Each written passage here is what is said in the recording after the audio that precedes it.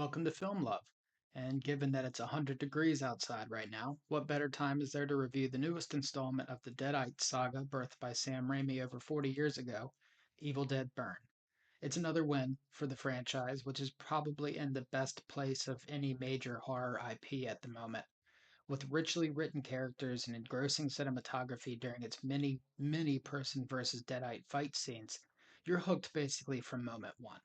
On top of adding some interesting new tricks up the Deadite sleeves, the movie also gives them a singular purpose, which is to obtain an item that is harmful to them. Trying to avoid spoilers for you.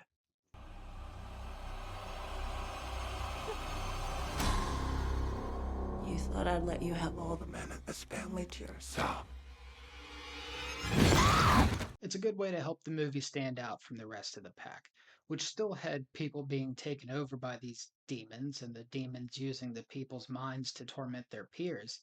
But this one gives the baddies a more specific purpose to help make the carnage feel unsettlingly personal. It also toys a bit with how Deadites function, specifically when it comes to one character's interactions with said bloody villains. But again, let's avoid specifics on that for the sake of avoiding spoilers. Good night, Mom.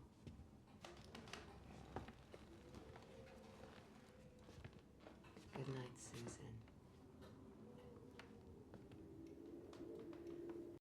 As mentioned, the cinematography is arguably the best in the franchise's history. During a clash, a TV is used in an interesting way, resulting in a split image of a person on the screen that is perfectly timed and uncomfortably fitting. There's also a few great complex overhead shots of two or three characters fighting throughout a hallway, kind of like in John Wick Chapter 4. It's a movie with a dark, often subtle sense of humor. By the same token, it's more overtly humorous than either Evil Dead Rise or the 2013 film, certainly, though not as comedic as the franchise's apex, Evil Dead 2, or the divisive Army of Darkness. In this case, a lot of the humor comes from uh, a matriarch, a grandmother character whose commentary on all of the rambunctiousness going around her is very out of touch. The whole family can be reunited.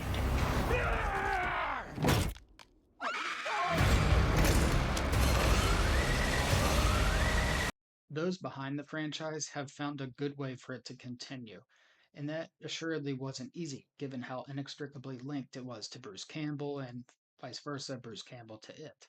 But by bringing in new filmmakers and cast for each modern installment, we're getting individual adventures that nonetheless feel somewhat tied into one another, as Rise and Burn have fairly similar visual palettes and one shared location, as seen in the trailer.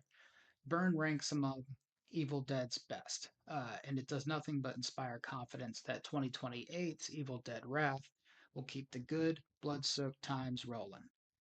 Thank you for watching Film Love, and I hope you enjoy Evil Dead Burn.